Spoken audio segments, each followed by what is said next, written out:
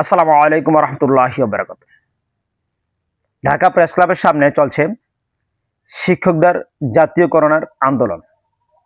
আসলে আমরা তাদের কাছ থেকে শুনি তাদের দাবি দেওয়াটা কি, তারপর বিস্তারিত আসছি আপনাদের কাছে, আপনাদের সাথে কথা হবে এই বিষয় নিয়ে। আজকে আমরা জাতীয় প্রেস ক্লাবে উপস্থিত হয়েছি আমাদের বেসরকারি প্রতিষ্ঠান জাতীয়করণের জন্য। অত্যন্ত দুঃখের সাথে আজকে বলতে হয় যে 1971 সালের পর থেকে অনেক বিপ্লব ঘটেছে বাংলাদেশে। 1971 সালের পরে আমরা পেয়েছি স্বাধীনতা, নতুন রাষ্ট্র। 1990 সালে এক অভ্যুত্থান হয়েছিল।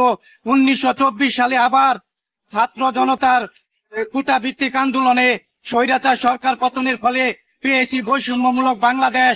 আসলে কি আমরা বৈষম্যমূলক বাংলাদেশ পেয়েছি? আমাদের সাবেক শিক্ষা উপদেষ্টা ওয়াহিদুদ্দিন স্যার বলে গেছেন যে আমাদের চিকিৎসা ভাতা, আমাদের বাড়ি ভাড়া, আমাদের অন্যান্য ভাতা সরকারি নিয়মে করে দিবেন, কিন্তু আজও আমরা এটার বাস্তবায়ন পাই নাই, আজও প্রজ্ঞাপন জারি হয় নাই। আমরাও দীর্ঘদিন অপেক্ষার পরে আমরা আজকে 13ই আগস্ট হাজার হাজার শিক্ষক বাংলাদেশের উত্তর থেকে দক্ষিণ, পূর্ব থেকে পশ্চিম, টেকনাফ থেকে তেতুলিয়া আমাদের দাবি দাওয়া অর্জন করতে পারবো না তা নয়। আমরা ভদ্রতাকে আপনারা দুর্বলতা মনে করবেন না।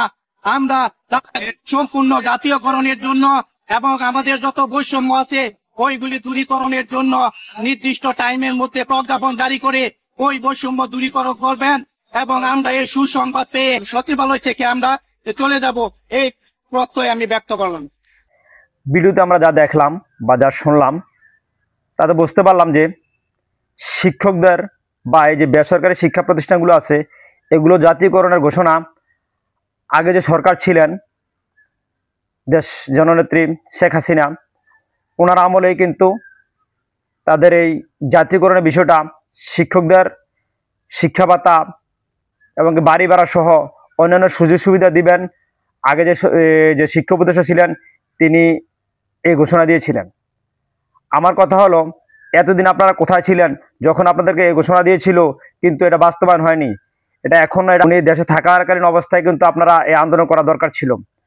আজকে কেন আপনারা এই নির্দলীয় সরকারের কাছে আপনারা এই আবদার ভোগ করতে যাচ্ছেন? এতে আমার মতামত, আবার যখন কোনো দলীয় সরকার ক্ষমতা আসবে তখন মনে হয় যে এই বিষয়টা নিয়ে সঠিক সমাধান হওয়া উচিত বা সঠিক সমাধান হলে ভালো হয়। সকলে দেখতে পাচ্ছি আমরা বিভিন্ন বিষয়ে এই তত্ত্বাবধায়ক সরকার, যিনি নির্দলীয় সরকার হিসেবে বর্তমানে উপবিষ্ট আছেন, ওনার কাছে বিভিন্ন দাবি দেওয়া নিয়ে কিন্তু সবাই উপস্থিত আছেন। আসলে ওনাকে ক্ষমতায় দিয়ে যারা দিয়েছে তারাই কি অপরাধ করেছে, না উনি ক্ষমতা বসে অপরাধ করেছে? আপনারা এতদিন কই ছিলেন? আপনারা তো এই দেশের নাগরিক ছিলেন, তখনও আপনারা দেশের নাগরিক ছিলেন, তখনও আপনাদের কথা বলার অধিকার ছিল, কিন্তু আপনারা কেন এতদিন এই আন্দোলন করেননি? যাক, আমি বেশি কথা বলবো না। আপনারা যারা ভিডিও দেখছেন, এই যে তাদের যে দাবি দেওয়াটা আছে, তাদের জাতীয়করণের ব্যাপারটা আছে, এই ব্যাপারে আপনাদের মতামত কি অবশ্যই কমেন্টে জানাবেন ইনশাআল্লাহ। আসসালামু আলাইকুম রহমতুল্লাহি ওয়া বারাকাতুহু।